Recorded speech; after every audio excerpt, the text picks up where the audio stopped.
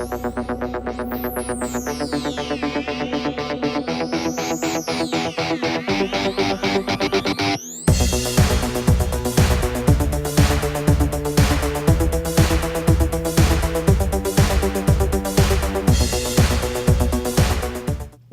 economista americano James Galbraith escreveu, analisando esta situação: os Estados não podem permitir-se perder o combate que os opõe aos mercados financeiros. A sobrevivência de um sistema mais ou menos civilizado depende disso. E claro que ele defendia a alteração do sistema que regula o mercado financeiro, que naturalmente foi constituído através de medidas do poder político. Não é resultado do aumento científico e tecnológico. E esta globalização é, portanto, produto de um Estado, que é um Estado forte. Ao contrário do que por vezes se pensa, o neoliberalismo não quer um Estadinho assim que não serve. Não. Exige um Estado forte, particularmente violento, muito próximo daquilo que o insuspeito Paul Samuelson já em 1980 designava de fascismo de mercado. E um outro americano, Bertrand Gross, num livro de 81, designou por friendly fascismo, fascismo amigável. Quer dizer, é fascismo, mas faz de contas que não é, porque navega por outras águas. Ora bom, então, foi este Estado, o Estado que substituiu o compromisso keynesiano pela violência do Estado neoliberal, regulador, garantidor, ou como lhe quisermos chamar. E foi este Estado que desregulamentou tudo aquilo que tinha sido constituído, nomeadamente contra o sistema financeiro, depois da Grande Depressão. Ora bom, tudo isso foi então desregulamentado, e tudo isso é que nos fez cair nesta situação. Digamos, o capital financeiro predomina hoje sobre o capital produtivo, apesar do Keynes, há uns bons 50 anos, ter avisado: cuidado, porque se o capital financeiro toma a dianteira sobre o capital produtivo, o mundo vai passar mal. E estamos a passar mal. Portanto, os males do mundo não vêm do desenvolvimento científico e tecnológico. Esse é o caminho da libertação do homem. A globalização não é isto, é outra coisa. A globalização é a política neoliberal sistematicamente prosseguida por essa via. E quando agora trataram de reformular as leis do sistema financeiro, o que é que se verificou? Isso já está estudado. É que os lobistas que funcionam no Congresso americano, normalmente 1 para cada 2 congressistas, passaram a funcionar 5 para 1. 5 lobistas para 1 congressista. E o capital financeiro investiu milhões e milhões de dólares. Tenho alguns números sobre isso que li em artigos. E, naturalmente, o que é que aconteceu? A democracia funcionou e o sistema financeiro ficou na mesma. Pronto, então, a democracia foi uma espécie de mensalão. Só que lá o mensalão é legal. Os lobistas intervêm e compram os votos, e negociam os votos, e pagam os votos. Pronto, então, ninguém vai à cadeia, porque lá é legal fazer-se isto, comprar votos.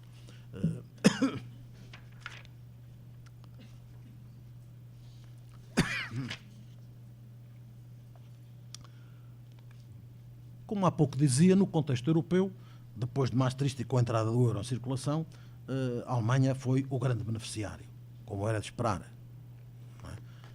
Disse lá na minha terra que quem parte e reparte e não fica com a melhor parte, ou é burro ou não tem arte. Bom, os alemães não são burros e têm arte, então eles é que ditaram as regras são favoráveis a eles. Então,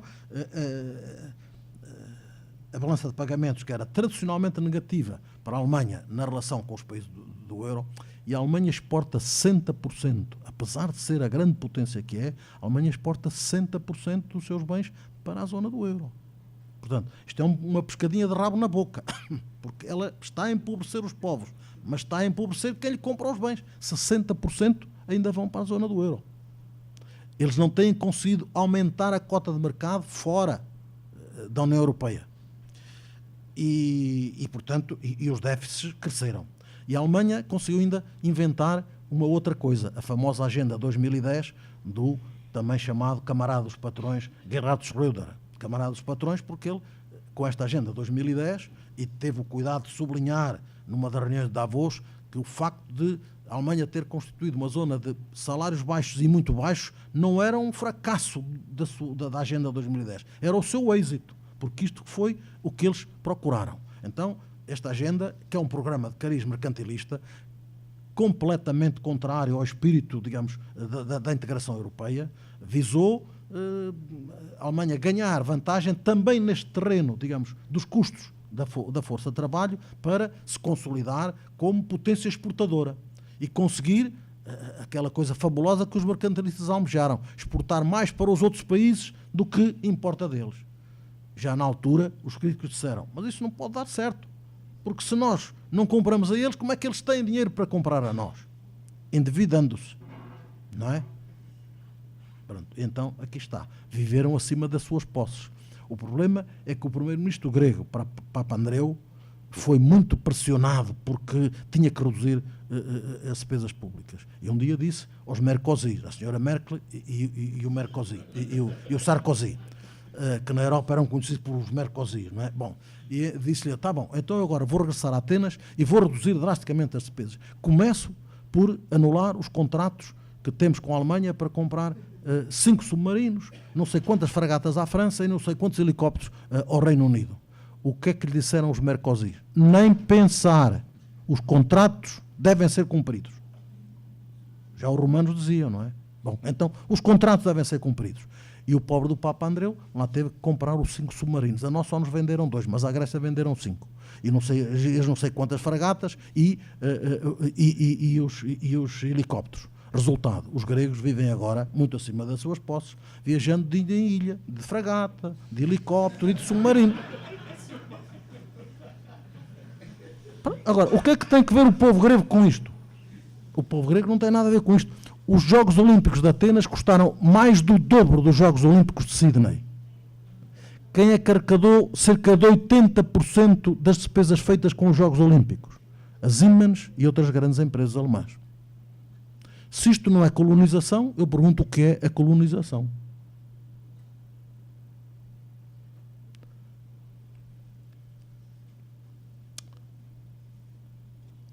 Então, a Alemanha desenvolveu este projeto e realmente conseguiu efeitos, porque hoje vários milhões de cidadãos alemães têm o chamado horário dos 400 euros e muitos deles estão em situação de trabalho precário. E depois há o trabalho, que é o trabalho especialmente dedicado para as mulheres, com muito afeto, para que as mulheres possam compatibilizar a sua vida de mães e donas de casa e trabalhadoras. Trabalhos a tempo parcial, pessimamente mal pagos. Tudo isto ainda pretextando benefícios fiscais para as empresas que oferecem estes postos de trabalho a tempo parcial. Vejam onde chega o cinismo. Onde chega o cinismo. Eu não sei se aqui não haverá culpa. Bom, então, digamos, apesar disso, os tratados impõem certas obrigações a quem tem déficits, digamos, estruturais, das contas públicas e da dívida, mas também impõem obrigações a quem tem excedentes. Bom, só que a Alemanha, que impôs as regras draconianas para pôr na ordem os bárbaros do Sul, foi o primeiro país a não cumprir o Pacto de Estabilidade e Crescimento, seguido da França. Bom, e a Alemanha tem cumprido estas normas que obrigavam a aumentar, digamos, o poder de compra interno, para que a contribuição da Alemanha para a procura global ser correspondente ao seu peso na economia. Não o fez, mantém salários baixos, etc, etc. Bom, até agora, até que havia uns parvos que escreviam isto, entre os quais eu me incluía. Vamos, como é que é isto? Isso é uma lei de funil. Bom, até que a administração americana, assustada, veio fazer um pronunciamento público. A Alemanha está a prejudicar a Europa, mas está a prejudicar o mundo, porque a União Europeia é o maior bloco comercial do mundo. E se o bloco comercial atrofia, bom, a economia mundial pode ser posta em causa. Então, como é que é? Só depois disto é que o Presidente da Comissão Europeia, a quem cabe velar pelo cumprimento dos tratados, veio borradinho de medo, desculpa-me a expressão, nas televisões de toda a Europa, a dizer, a Comissão Europeia vai iniciar um procedimento contra a Alemanha para ver por as responsabilidades. Mas nós não estamos contra a Alemanha. Isto não é uma crítica à Alemanha. A Europa precisa de muitas Alemanhas. Bom, de muitas Alemanhas de quais? Das que não cumprem os tratados que ela própria impõe aos outros? Um velho professor da minha universidade, professor de alemão na Faculdade de Letras, casado com uma senhora alemã, costumava dizer, eu gosto tanto da Alemanha que prefiro que haja duas. Bom, então...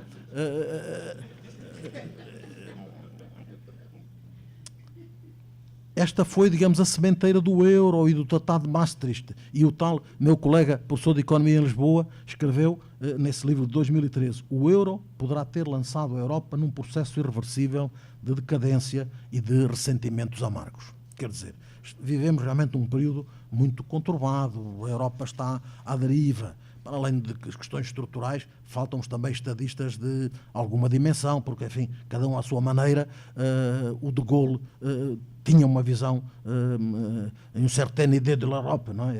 Era da França, mas, enfim, podemos da Europa. O Helmut Kohl tinha uma ideia para a Europa, o Mitterrand, com todos enfim, os seus telhados de vidro, tinha uma ideia para a Europa, o Jacques Delors tinha uma ideia para a Europa, mas esses estadistas desapareceram. Hoje é gente menor.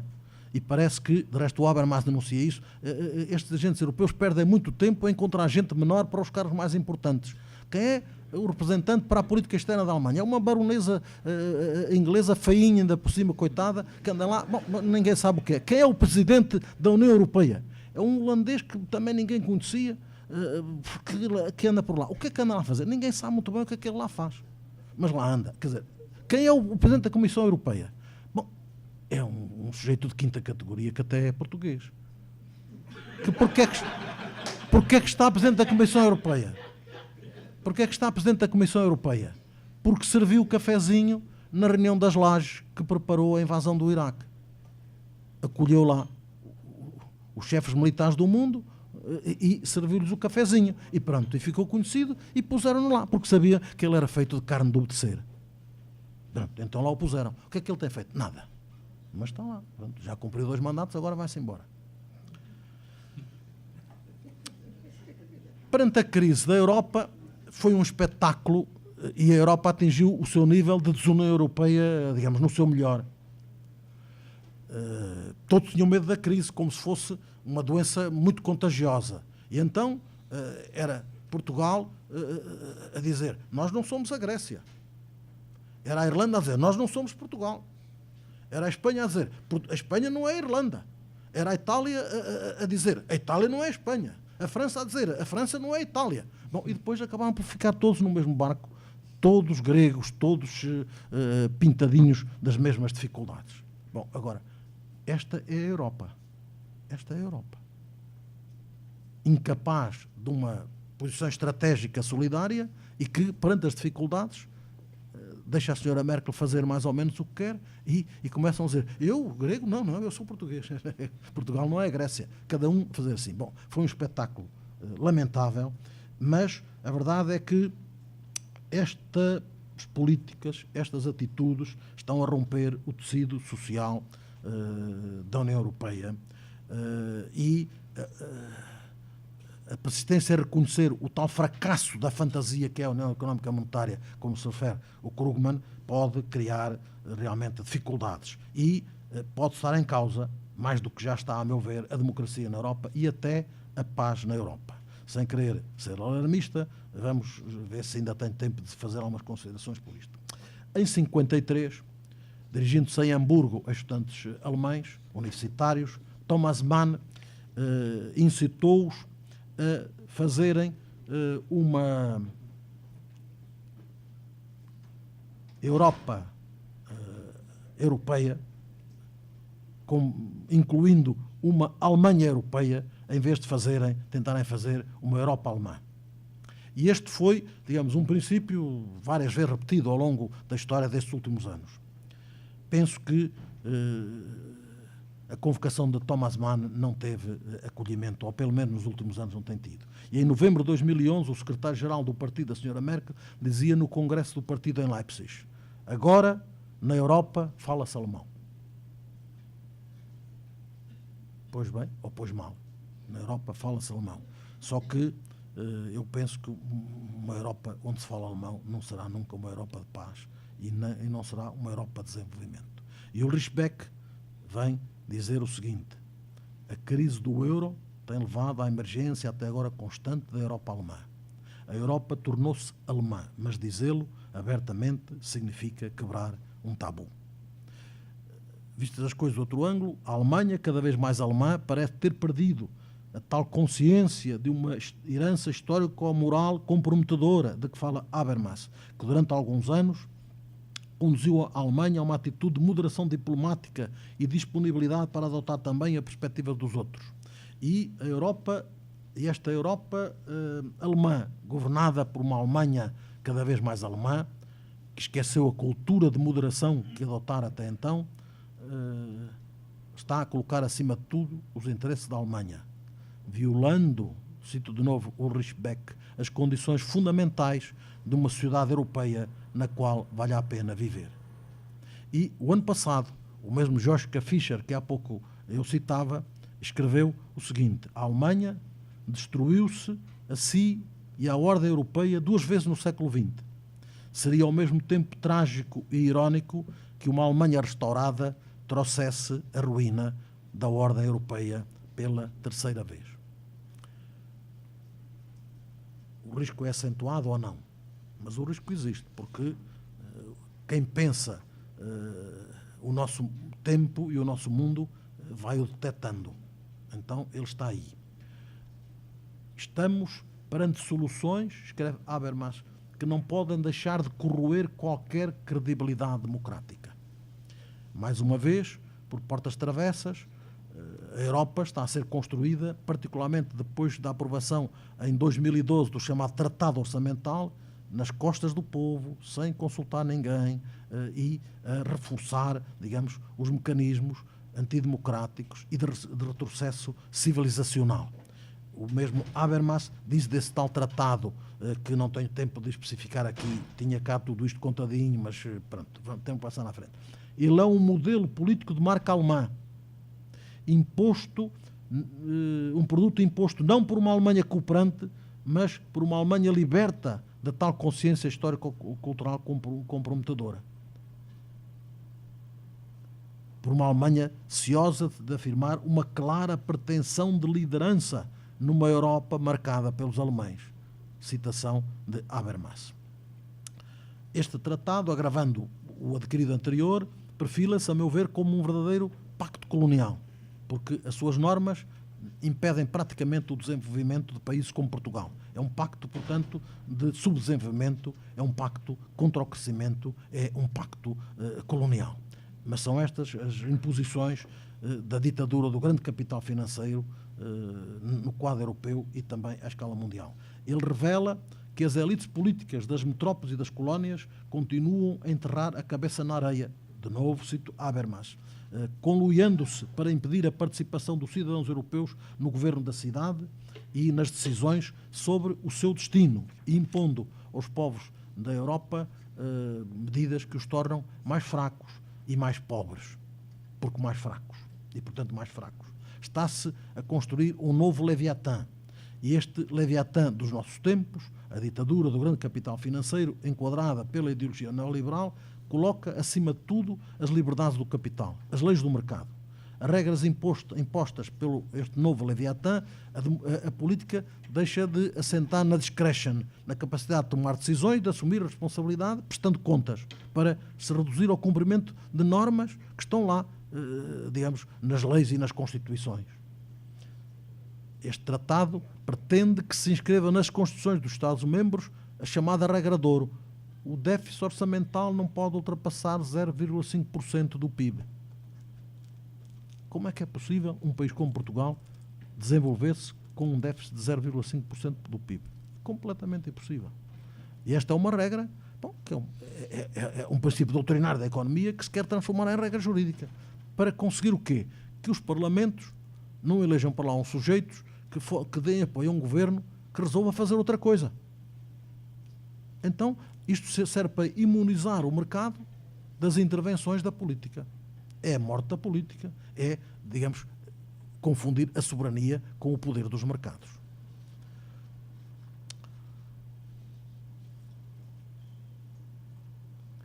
Depois da chamada crise do petróleo, em 1973, os momentos de crise sucederam-se em todo o mundo capitalista, especialmente a partir de 1980. E depois da chamada da crise que teve o peso mexicano como peça central, vários grandes dirigentes à escala mundial disseram muitas coisas dos especuladores. Os especuladores não são assim uns sujeitinhos que vendem dólares na rua, são os grandes conglomerados financeiros. O que foi mais contundente foi o presidente francês Jacques Chirac. Disse ele em outubro de 95, os especuladores são a AIDS da economia mundial. Nem mais, nem menos. Feito este diagnóstico, seria de esperar que toda esta gente se dedicasse a evitar que a pandemia alastrasse. O que é que fizeram? Nada. Porque é claro que a especulação não vive sem os paraísos fiscais. E depois do bombardeamento das Torres Gêmeas, houve um jornalista português, liberal em economia, liberal em política, conservador em muitas coisas, que escreveu um comentário num artigo dizendo sempre: o mundo está agora a mobilizar-se para o combate ao terrorismo internacional. E eu fico à espera de saber o que acontece aos paraísos fiscais, porque toda a gente sabe, desde os políticos, às polícias, aos grandes financeiros, que é por lá que passa todo o tráfego, digamos, criminoso, todo o crime organizado. Bom, e também o financiamento do dito terrorismo internacional. Se não fizerem nada aos paraísos fiscais, eu desconfio que o mundo não quer combater o terrorismo internacional. Fizeram alguma coisa? Não. Mas, por todo o lado, ainda há pouco, o meu amigo falava aqui, porque caiu um avião na Malásia, nós vamos ter uma lei antiterrorista. Por todo o lado se fazem leis antiterroristas, porque há o perigo do terrorismo internacional. Bom, mas porquê é que não se fecha a matriz? Lá? É como na questão do combate ao tráfico de droga. Bom, porquê é que não se atacam os grandes bancos? Quem é que lava o dinheiro da droga e de todos os crimes organizados? São os grandes bancos. Isso está aprovado. Bom, prendem-se uns sujeititos e põem as polícias nas favelas para combater o tráfico de droga. Ora bom, então, porque tudo isto se fez, a verdade é que a AIDS tomou conta da economia mundial e o capitalismo transformou-se em capitalismo de casino e depois inventaram o capitalismo sem risco através das parcerias público-privadas e depois inventaram o capitalismo sem falências depois da falência do Lehman Brothers, porque os bancos, sobretudo, são too big to fail, não podem falir. Lá se vai uma das grandes virtudes do capitalismo, que era pôr fora de combate os incapazes, os que não davam conta do seu recado, porque iam à falência, saíam. Não, os bancos não saem, por mais crimes que cometam, por mais incapazes que sejam na sua gestão, porque os bancos não podem falir. E o Economist veio nos dizer há pouco tempo que eles também são too big to jail. Por isso eu falo de crime sistémico. Bom, então,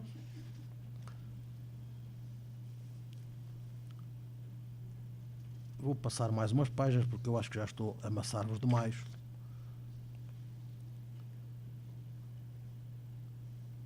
Falando de crime,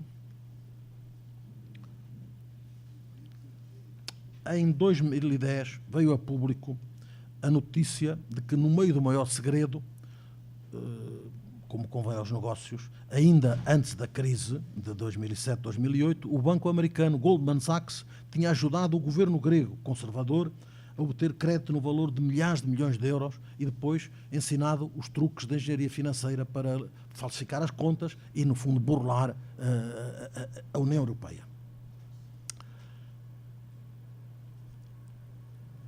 Claro que o boss do Goldman Sachs ganhou nesse ano um prémio de 9 milhões de dólares, o que significa que o crime compensa, e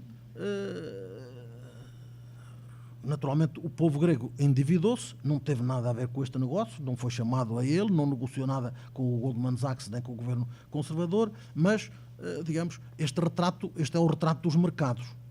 E a senhora Merkel veio com um ar angelical, como convém a quem se chama Angela, a certa altura, declarar que seria vergonhoso que os bancos que já nos levaram à beira do precipício tivessem igualmente participado na fabricação das estatísticas orçamentais da Grécia. Será que ela não sabia? É verdade que tudo isto é vergonhoso, é verdade, bom, mas tudo isto é velho, isto não é novo. O que é novo foi ter aparecido nos jornais. Porque isto está na natureza, digamos, destas estruturas. E basta vermos o que aconteceu depois. O senhor Mário Draghi, que é agora presidente do Banco Central Europeu, e é claro que nunca o teria sido se a senhora Merkel não votasse favoravelmente, era o diretor para a Europa do Goldman Sachs quando estas negociatas aconteceram. E, portanto, com tanto respeito pela Europa, como ele demonstrou na altura, levaram-no para este posto de alta responsabilidade, presidente do Banco Central Europeu.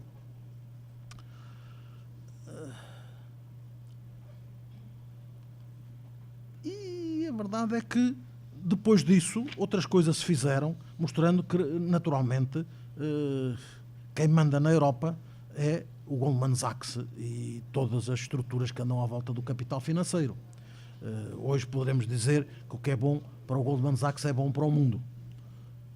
Substituindo a hegemonia do capital industrial pela do capital financeiro, é apenas um adjornamento. Antigamente era General Motors, o que é bom para a General Motors é bom para o mundo. Agora, o que é bom para o Goldman Sachs é bom para o mundo. Bom, porque quem é que impôs na Grécia o governo comandado por Lucas Papademos? Que, além de outros méritos, era o governador do Banco Central quando estas negociatas se fizeram. Quem é que impôs na Itália o governo presidido por Mário Monti? Foram com certeza os mesmos senhores, porque o Mário Monti era assessor do banco Goldman Sachs, diretamente trabalhando com o Mário Draghi quando estas negociatas se fizeram. Todos estes três senhores são membros da Comissão Trilateral. Bom, então, se calhar não é fácil mostrar.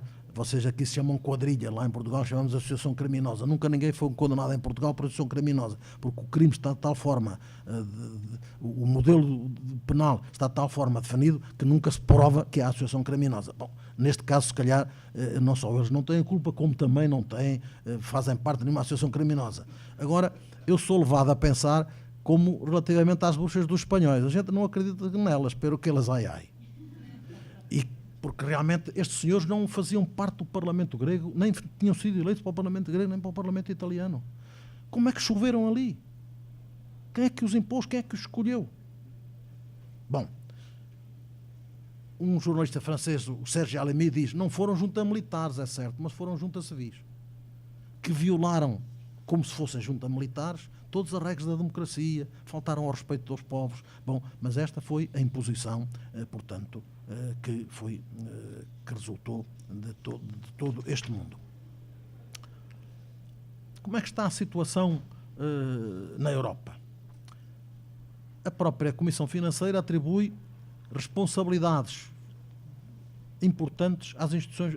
A própria Comissão Europeia atribui pesada responsabilidade às instituições financeiras, acusando-a de comportamentos particularmente arriscados e dizendo que o setor financeiro é tido por grande responsável pela ocorrência e pela envergadura da crise e seus efeitos negativos nos níveis de investimento público a nível mundial. Em fevereiro de 2011, o Parlamento Europeu aprovou um relatório em que este comportamento irresponsável da banca se diz que ele agravou e acelerou a crise orçamental e da dívida, acarretou um ónus inesperado dos orçamentos públicos, comprometendo perigosamente a criação de emprego, o financiamento do Estado de Providência e a concretização dos objetivos climáticos e ambientais. Ao mesmo tempo que, diz o mesmo relatório, o setor financeiro está subtributado e não tem dado qualquer contributo para pagar a crise. Pelo contrário, sugou todos os milhares de milhões de euros e dólares que foram gastos pelos povos. A Comissão voltou de novo à carga em finais de 2011, escrevendo numa outra proposta diretiva: o setor financeiro desempenhou um papel fundamental no desencadeamento da crise, enquanto os Estados e os cidadãos europeus na retaguarda arcaram com os custos. E no final de 2011 foi a vez do todo-poderoso Ministro das Finanças alemão vir reconhecer que a cupidez e a procura de lucros cada vez mais elevados nos mercados de capitais têm responsabilidade na crise bancária e económica e depois na crise de países inteiros com o qual estamos confrontados desde 2008. As consequências que tiraram deste diagnóstico relativamente aos culpados, eles ainda são muito atrasados em termos de teoria penal, ainda falam de culpados. Bom, que consequências tiraram? Nenhuma. Nenhuma. Continuaram a servi-los e continuaram a impor aos povos que paguem a crise. Fizeram o diagnóstico, mas depois comportaram-se exatamente ao contrário. E os programas de austeridade são realmente programas que obrigam os povos a pagar dolorosamente todo este custo de funcionamento deste crime sistémico, provando que, naturalmente, este crime sistémico é um crime que compensa, porque toda a gente sabe quem são os criminosos, sabe os crimes que eles cometeram, mas não lhes acontece nada.